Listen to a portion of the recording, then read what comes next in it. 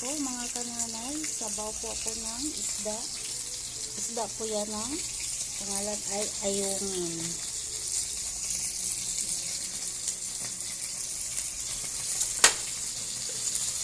Alugbati po ang aking gulay at saka imported na ampalaya. Hinaluan po siya.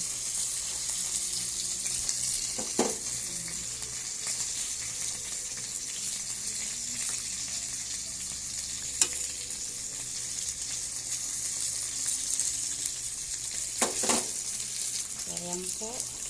Takpan lang saglit para maluto lang kaunti ang gulay. Ayan, magprito rin po ako ng 2 piraso para sa ayaw kumain ng may sabaw.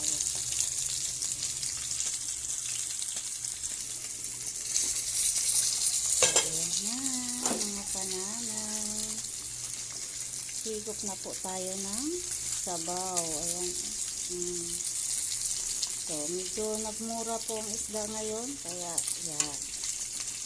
Isda muna si Inday ngayon. Thank you for watching everyone.